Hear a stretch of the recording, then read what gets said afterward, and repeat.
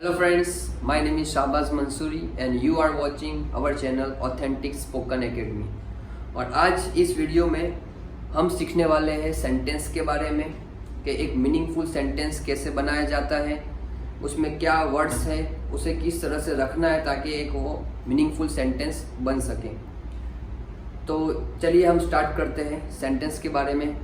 तो जैसे कि सेंटेंस क्या है, तो व्हाट इज अ सेंटेंस? तो sentence is a group of words which makes a perfect meaning। तो सेंटेंस एक ग्रुप है वर्ड्स का कि जिसका एक परफेक्ट मीनिंग होता हो। जैसे कि अगर हम सिर्फ वर्ड्स बोल देंगे कि क्रिकेट बच्चे ग्राउंड खेल रहे हैं ग्राउंड पर, तो इसका एक डेफिनेट परफेक्ट मीनिंग नहीं बनता है। इसी तरह इंग्लिश में भी अगर हम कहेंगे cricket on the ground playing the children, तो ये एक वर्ड्स तो हमने रखे लेकिन इसका एक परफेक्ट मीनिंग नहीं बनता है। तो अगर इसका हमें परफेक्ट मीनिंग बनाना है तो हमें इसको स्टेप बाय स्टेप, इसकी फॉर्मूला है उसके हिसाब से इसे हमें अरेंज करना पड़ेगा। तो चलिए देखते हैं। तो सबसे पहले सेंटेंस में क्या है, तो सेंटेंस में सबसे पहले आएगा सब्जेक्ट। सबसे पहले सब्जेक्ट, फिर वर्ब, फिर ऑब्जेक्ट, और कई बार ऑब्जेक्ट के बाद भी सेंटेंस होता है तो उसे हम कहेंगे कॉम्प्लीमेंट। तो subject plus verb plus object और कॉम्प्लीमेंट, तो ये चार चीज़ इंपॉर्टेंट है। तो सबसे पहले सब्जेक्ट यानी क्या? सब्जेक्ट का मीनिंग है, subject means doer of the action, यानी जो कुछ भी सेंटेंस है उसमें जो कुछ भी एक्शन हो रही है उसका डूअर, डूअर का मीनिंग होता है करने वाला। तो सबसे पहले हमें देखना है कि सेंटेंस है उसमें एक्शन करने वाला कौन है या किसके बारे में बात हो रही है, तो उसे हमें सबसे पहले रखना है। तो वहाँ पे किसी न किसी इंसान का नाम होगा, एनिमल, बर्ड या कोई चीज़ होगी, तो वो हमें पहले रखना है।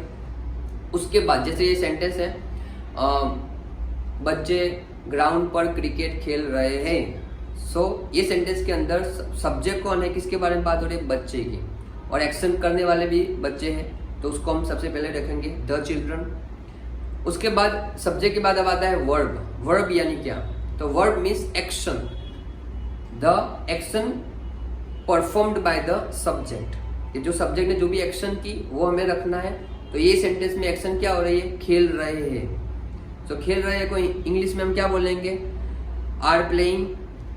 आर इसलिए क्योंकि ये प्रेजेंट टेंस है और बच्चे ज़्यादा है इसलिए आर लगाना पड़ेगा, और एक्शन कंटिन्यू है अभी इसलिए प्ले को हम ING लगाएंगे। तो आर प्लेइंग हमारी एक्शन है, तो वर्ब हुआ वो। और लास्ट में थर्ड नंबर पे आता है वर्ब के बाद ऑब्जेक्ट।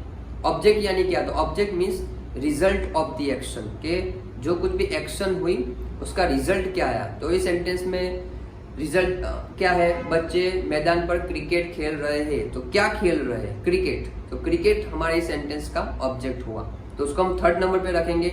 सबसे पहले द चिल्ड्रन, फिर आर प्लेइंग क्रिकेट, और लास्ट में जो आया कॉम्प्लीमेंट, यानी वो क्या बताएगा कि जो कुछ भी एक्शन हो रही है या तो उसकी जगह कहाँ पर हो रही है और टाइम होगा कि किस वक्त हो रही है। तो ये सेंटेंस में जगह बता रहा है ग्राउंड पर, सो ऑन द ग्राउंड।